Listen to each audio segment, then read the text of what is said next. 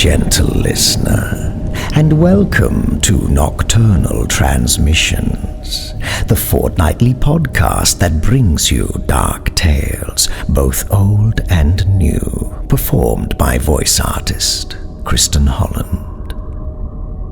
Now, before we get to this episode's chilling morsel of post-apocalyptic hopelessness, an announcement.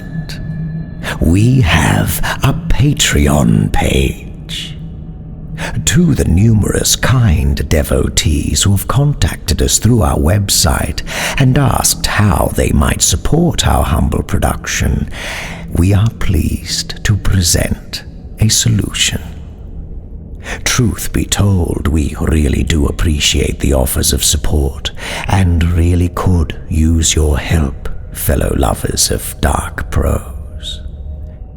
Our humble narrator took a rather prolonged break from the show at the start of this year to weigh up how best to continue this treasured labor of love and still function in society, inasmuch as one with his peculiarities might be capable of doing so. We believe that kicking off a Patreon page and meekly requesting your patronage may well provide us with the means to carry on, as well as giving us a chance to improve our humble production and bring you, our beloved listeners, just a little closer. By way of expressing our gratitude for your support, our Patreon subscribers will enjoy Patreon-exclusive episodes and other assorted goodies. I shan't inflict all the details on you here, though. After all, we have horror to attend to.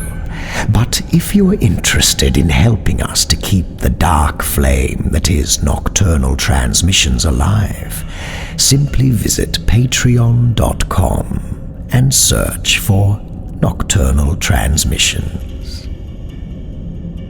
From the bottom of our black little hearts, please allow me to offer a preemptive thank you.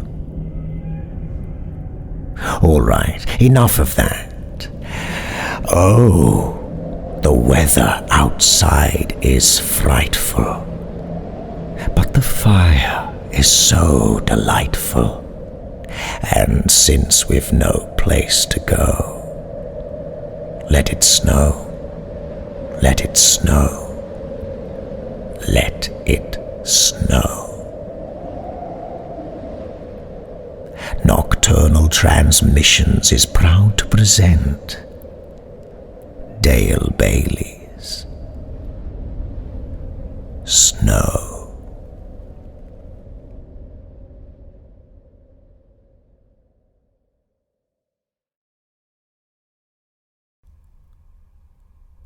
They took shelter outside of Boulder in a cookie-cutter subdivision that had seen better days.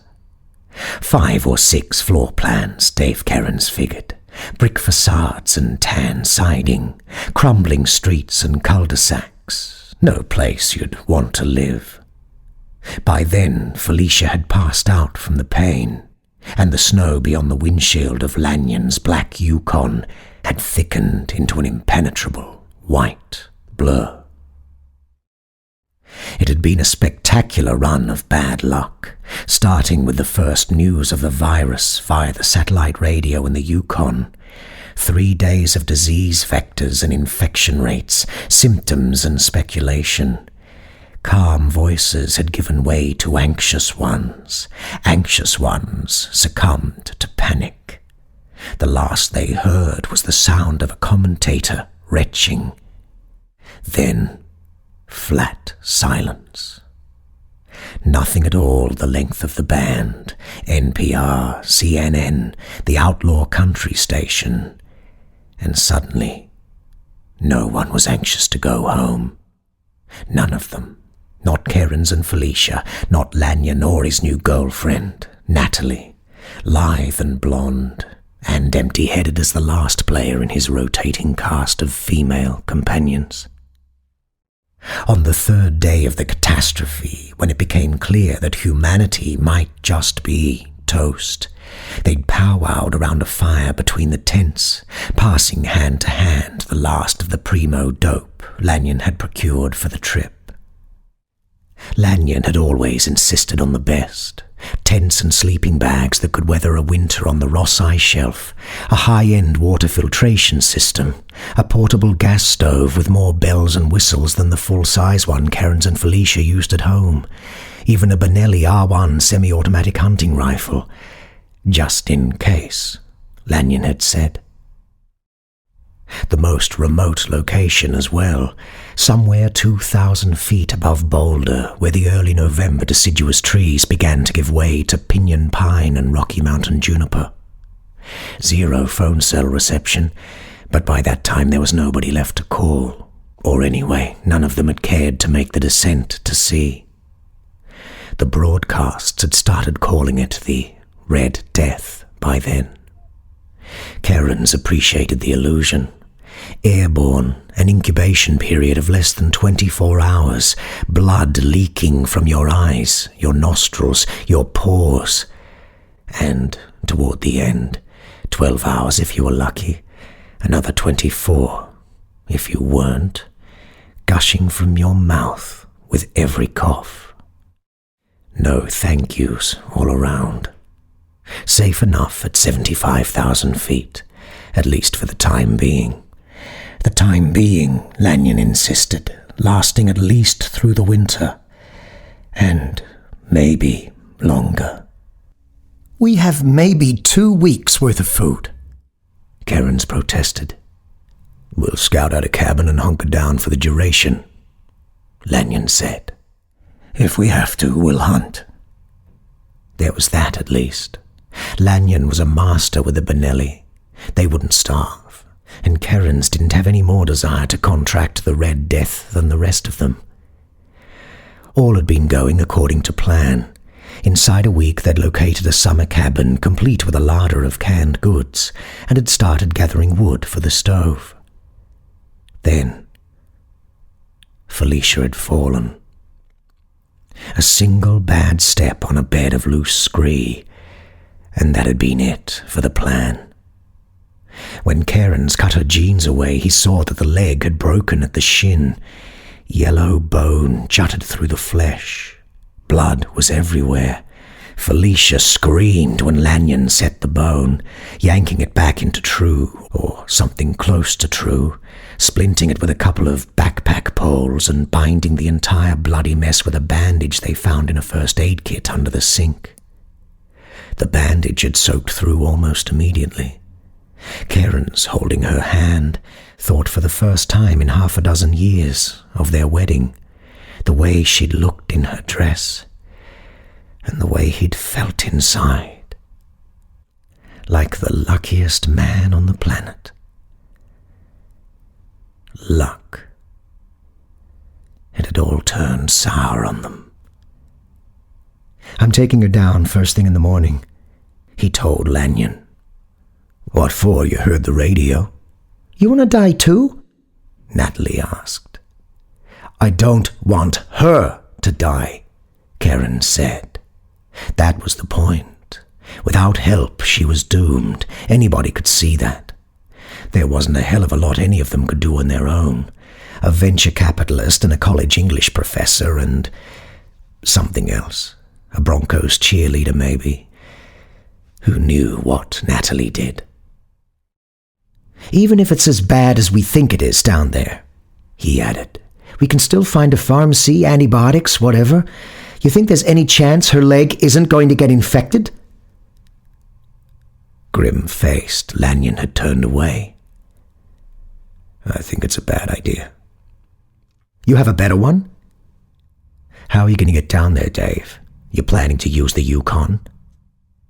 Kerens laughed in disbelief. I can't believe you'd even say that." "What?" Lanyon said as if he didn't know. "You were the best man at my wedding. Hell, you introduced me to Felicia." "We have to think of ourselves now," Natalie said. "Fuck you, Natalie," Kerens said. And that had been the end of the conversation. He was wakeful most of the night that followed. Felicia was feverish. "Am I going to die, Dave?" she'd asked in one of her lucid moments. "Of course not," he'd responded, the lie cleaving his heart. Lanyon woke him at dawn. They stood shivering on the porch of the cabin and watched clouds mass among the peaks. The temperature had plunged overnight. The air smelled like snow. "You win," Lanyon said. "We'll go down to Boulder." The snow caught them when they were winding down the rutted track from the cabin, big lazy flakes sifting through the barren trees to deliquesce on the Yukon's acres of windshield. Nothing to worry about, Kerens thought in the back seat, cradling Felicia's head in his lap. But the temperature, visible in digital blue on the dash, continued to plummet. 25, 15, 10. By the time they hit the paved road, a good hour and a half from the cabin and itself a narrow, serpentine stretch of crumbling asphalt, the weather had gotten serious. The wipers carved slanting parabolas in the snow. Beyond the windows, the world had receded into a white haze. Lanyon hunched closer to the wheel. They crept along, pausing now and again to inch around an abandoned vehicle. "We should have stayed where we were," Natalie said, and the silence that followed seemed like assent. But it was too late to turn back now. Finally, the road widened into a 4-lane highway, clogged with vehicles. They ploughed onward anyway, weaving drunkenly among the cars. By the time they reached the outskirts of Boulder, the headlights stabbed maybe 15 feet into the swirling snow. "I can't see a thing," Lanyon said. They turned aside into surface streets, finding their way at last into the decaying subdivision. They picked a house at random, a rancho with a brick facade in an empty cul-de-sac. The conventions of civilization held. Lanyon and Kerens scouted it out while the women waited in the Yukon. They knocked, shouting, but no one came. Finally, they tested the door. It had been left unlocked. The owners had departed in a hurry, Kerens figured, fleeing the contagion. He wondered if they'd passed them dead somewhere on the highway, or if they'd made it into the higher altitudes in time. The house itself was empty. Maybe they'd gotten lucky. Maybe the frigid air would kill the virus before it could kill them. Maybe, Kerens thought. Maybe. They settled Felicia on the sectional sofa in the great room before the unblinking eye of the oversized flat screen.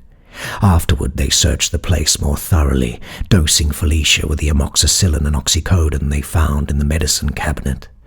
Then the food in the pantry, tools neatly racked in the empty garage, a loaded pistol in a bedside table. Natalie tucked it in the belt of her jeans. Kerens flipped light switches, adjusted the thermostat, flicked on the television.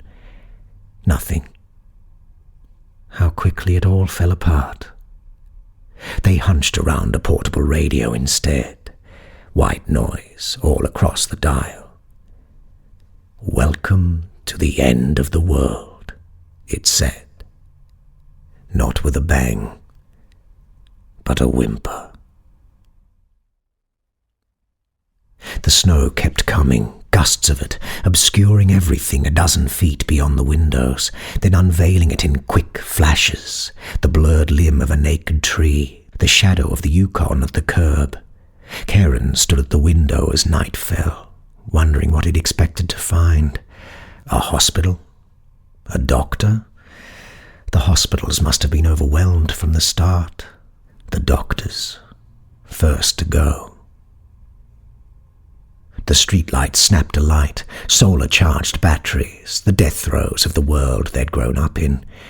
They illuminated clouds of billowing white that in other circumstances Kerens would have found beautiful. Cold groped at the window. He turned away.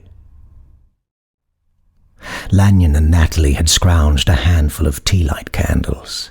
By their flickering luminescence, the great room took on a cathedral air. Darkness encroached from the corners and gathered in shrouds at the ceiling. They ate pork and beans warmed over the camp stove, spread their sleeping bags on the carpet, and talked. The same goddamned conversation they'd had for days now. Surely we're not the only ones, and how many, and where, and what if? We're probably already dying, Natalie said, turning a baleful eye on Karen's. Well, we're down here now, she said. What's your plan, Einstein? I don't have a plan. I didn't figure on the snow. You didn't figure on a lot of things. Cut it out, Lanyon said. We didn't have to do this, Cliff, Natalie said. What did you expect me to do? I've known Felicia for years. I've known Dave longer. It's not like we had access to weather reports. No, Karen's thought. That was another thing gone with the old world. Just like that, everything evaporated. By then, the cold had become black, physical. Karen's got to his feet. He tucked Felicia's sleeping bag into the crevices of the sofa. She moaned. Her eyes fluttered. She reached for his hand. Karen's shook 2 oxycodone out of the bottle. These'll help you sleep. Will you stay with me, Dave? All the way to the end, he thought. And he knew then that at some level, even only half-consciously, he had accepted what he had known in his heart back at the cabin. She was gone. She'd been gone the moment she'd slipped on that bed of scree. And he'd laughed. He remembered that too. Whoops, he'd said. And she'd said, I'm hurt, Dave. Her voice plaintive, frightened, tight with agony. He'd never heard her use that voice in 17 years of marriage, and he knew then that she was beyond help. There was no help to be had. Yet Lanyon had surrendered the Yukon all the same, and they had knocked on the door before barging into this house, just as they had knocked on the door of the summer cabin in the mountains before that. How long, he wondered, before they reverted to savagery? Will you stay with me, Dave? She said. Of course. He slid into his sleeping bag. They held hands by candlelight until the oxycodone hit her and her fingers went limp. He tucked her arm under her sleeping bag. He could smell the wound, already suppurating with infection, and lay back. The last of the tea lights burned out. Karen's glanced at the luminescent dial of his watch. 9:30. The streetlight's spectral blue glow suffused the air. He closed his eyes, but sleep eluded him. An endless loop unspooled against the dark screens of his eyelids. Felicia's expression as the earth slipped out from under her feet. His helpless whoop of laughter. I'm hurt, Dave. He opened his eyes. You awake, Cliff? He said. Yeah. You think Natalie's right? We're all going to wind up coughing up blood in 24 hours or so? I don't know.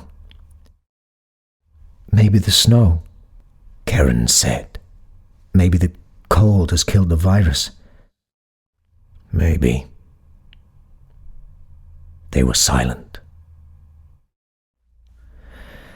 One way or the other, we'll find out, I guess, Lanyon said. Snow ticked at the windows like fingernails. Let me in. Let me in. About the Yukon, Karen said. It doesn't matter, Dave. You'd have done the same for me. Would he? Karen's wondered. He liked to think so. I'm sorry I was an asshole, Lanyon said. It doesn't matter. Felicia's going to be okay. Sure she is. I know.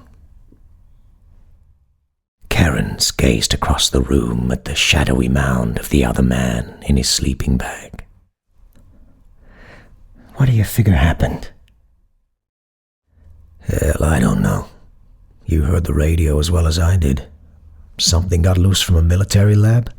Terrorists, maybe a mutation, Ebola, something like that? Another conversation they'd had a dozen times. It was like picking a scab. A long time passed. Karen's didn't know how long it was. It doesn't matter, I guess, he said, adrift between sleep and waking.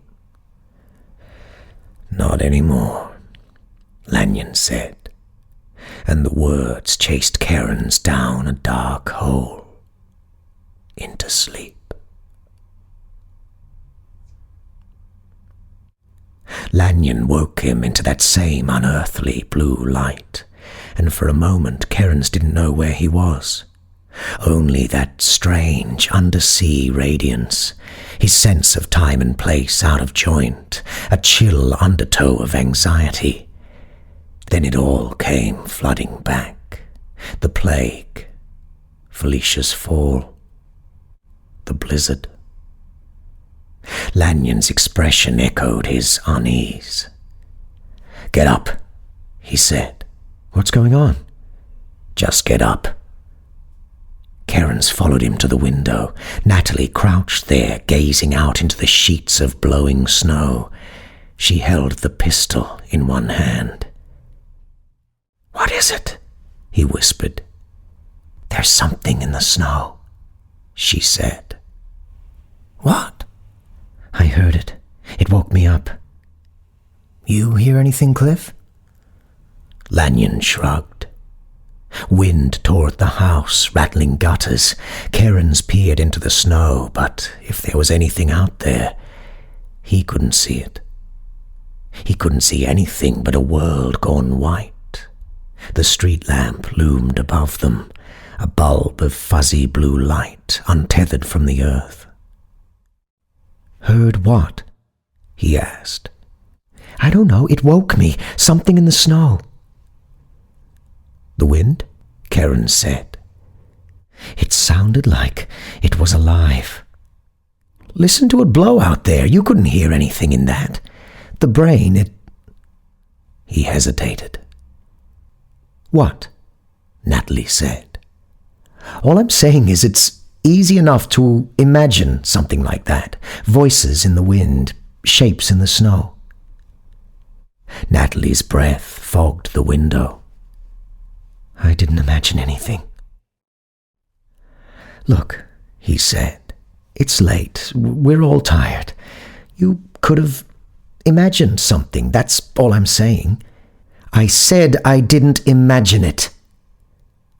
And then, as though the very words had summoned it into being, a thin shriek carved the wind.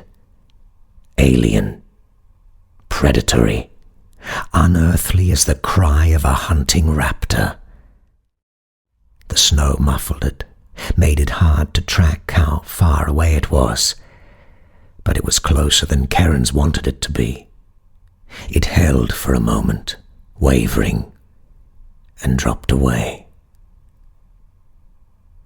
A heartbeat passed, then two, and then came an answering cry, farther away. Karen swallowed hard, put his back to the wall and slid to the floor. He pulled his knees up, dropped his head between them. He could feel the cold radiating from the window, shivering erect the tiny hairs on his neck. He looked up, his breath unfurled in the gloom. They were both watching him, Lanyon and Natalie. "It's the wind," he said, hating himself as he said it, hating this new weakness he'd discovered in himself, this inability to face what in his heart he knew to be true.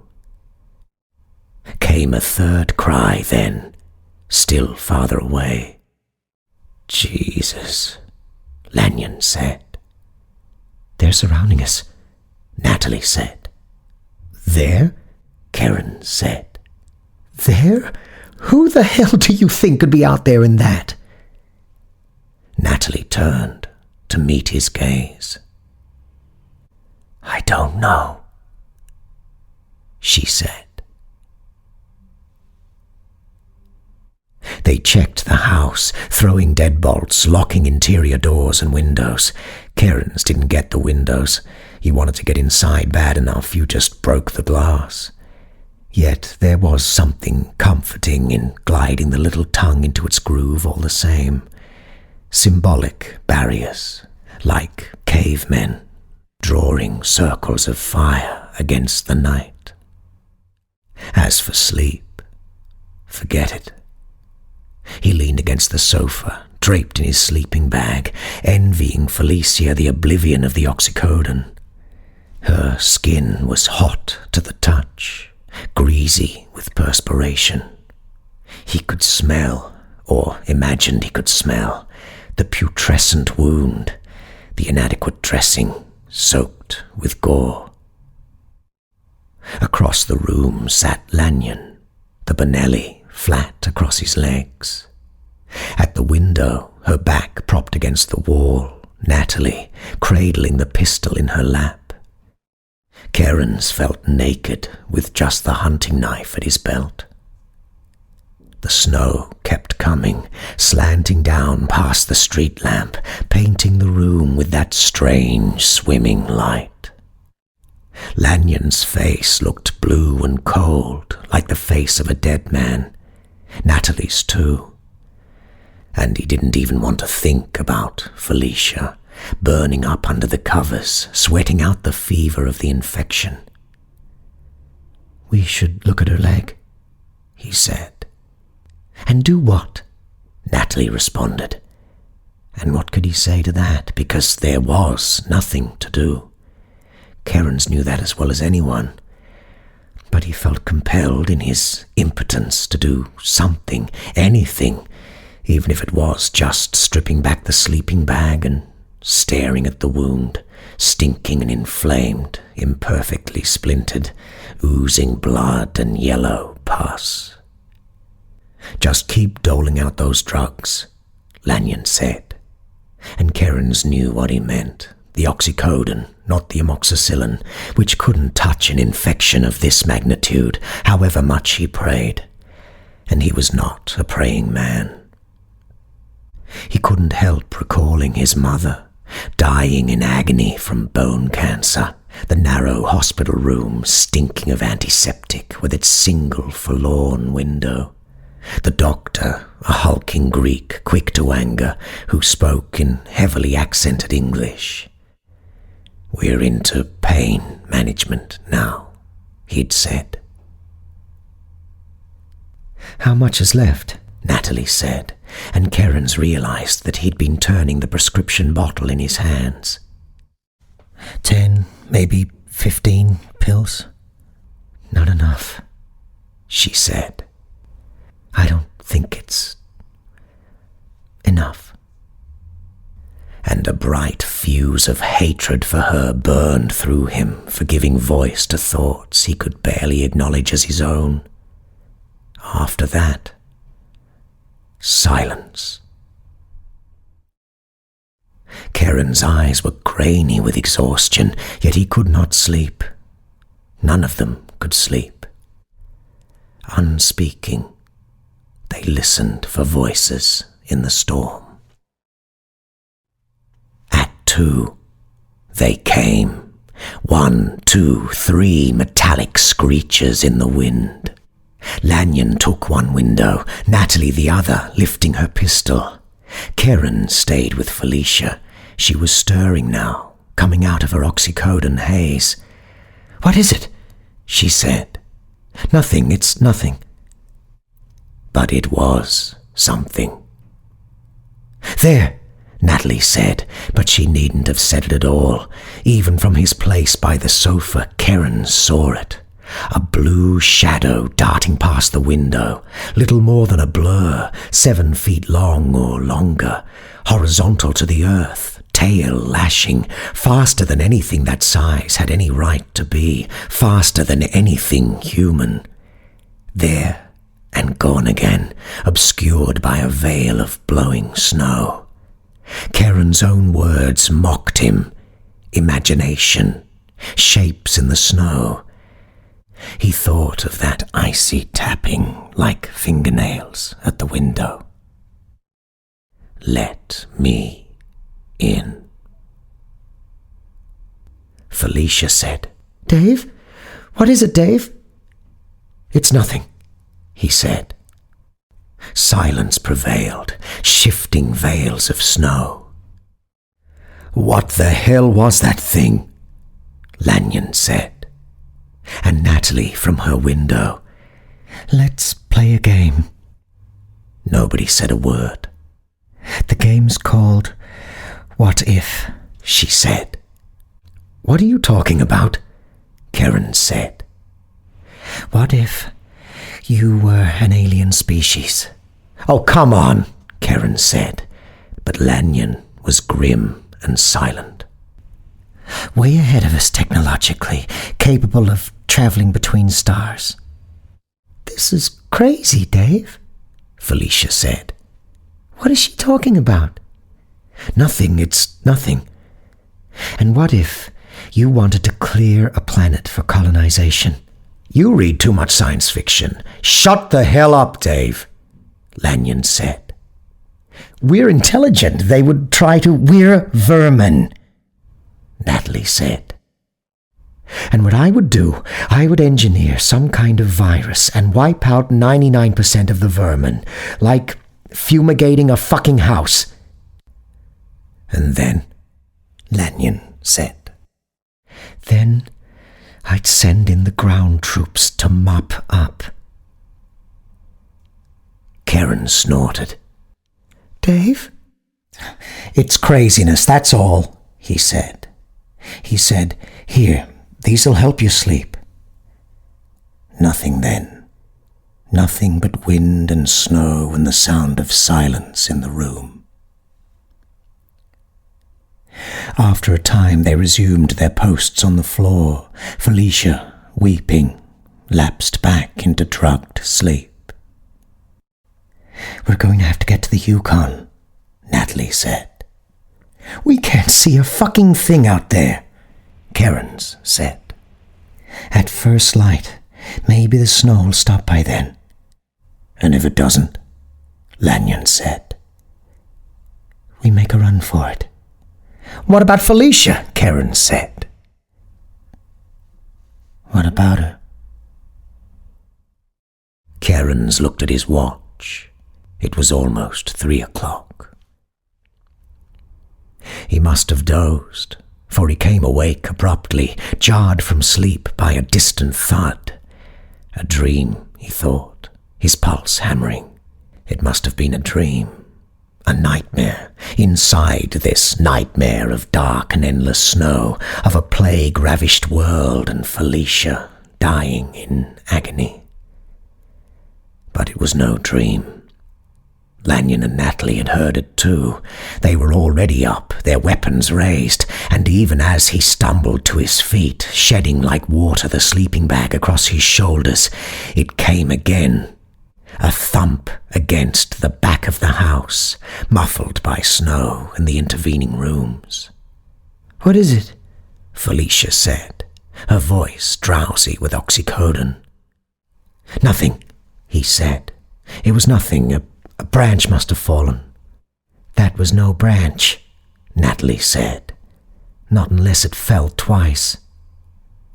And twice more after that, 2 quick blows, and a third, and then silence.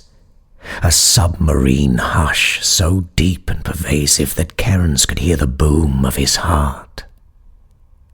Maybe a tree came down. "You know better," Lanyon said. "Dave, I'm scared," Felicia whispered. "We're all scared," Natalie said. Felicia began softly to weep. "Shut her the fuck up," Natalie said. "Natalie, I said shut her up." "It hurts," Felicia said. "I'm afraid." Kieran's knelt by the sectional and kissed her chill lips.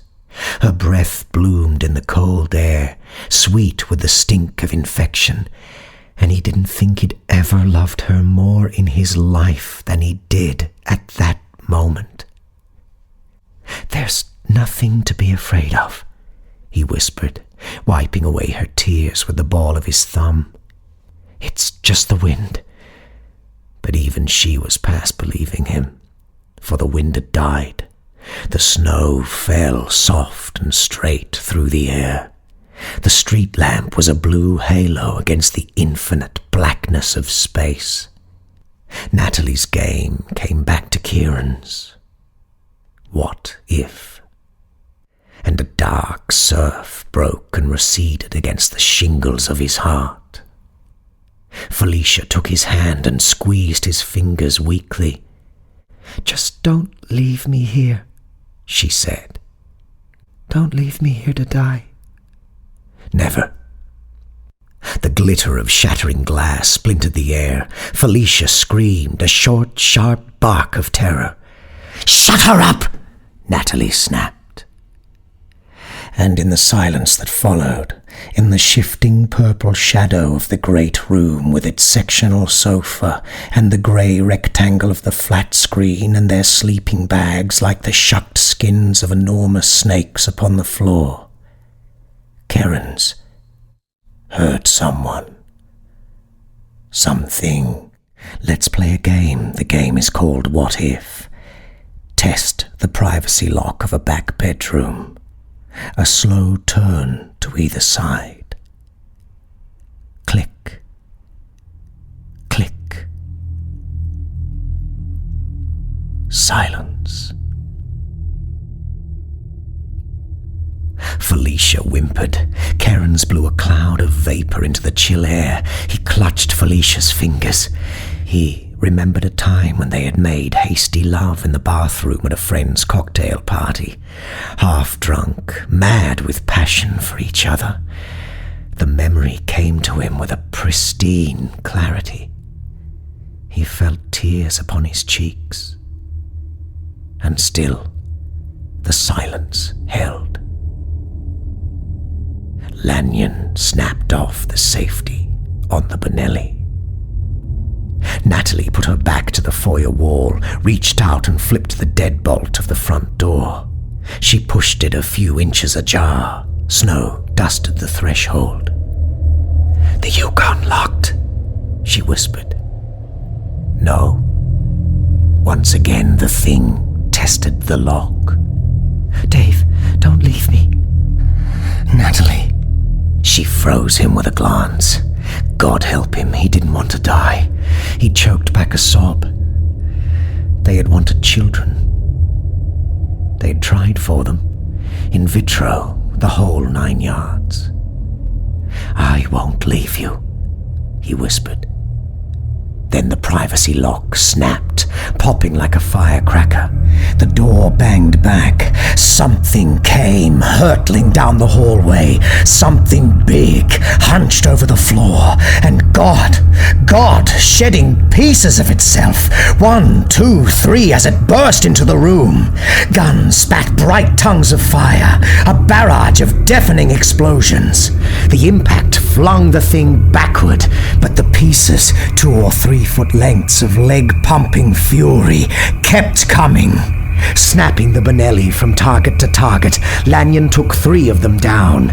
Natalie stopped the third one, not 3 feet from Karen's throat. It rolled on the floor, curving needle teeth snapping, leathery hide gleaming in the snow-blown light, and was still. Those alien cries echoed in the darkness. "Time to go," Natalie said. Lanyon moved to the door. Felicia clutched at Karen's hand, seizing him with a tensile strength he did not know she possessed. The cocktail party flashed through his mind. They had wanted children. "Felicia," Karen said. "Help me!" "No time," Natalie said. And Lanyon, "I'm sorry, Dave." The moment hung in equipoise. Karen's wrenched his hand away. "Time to go," Natalie said again. "We can't wait. You have to decide." She ducked into the night. A moment later, Lanyon followed. Glass shattered at the back of the house. 1 window, 2 windows, 3. "Don't leave me, Dave," Felicia sobbed. "Don't leave me." Outside, the Yukon roared to life. "Dave," Felicia said. "I'm scared." "Shh," he said, brushing closed her eyelids with his fingers. I'll never leave you. I love you." He bent to press his lips to hers. His fingers fumbled at his belt. They closed around the blade. A moment later, he was running for the Yukon.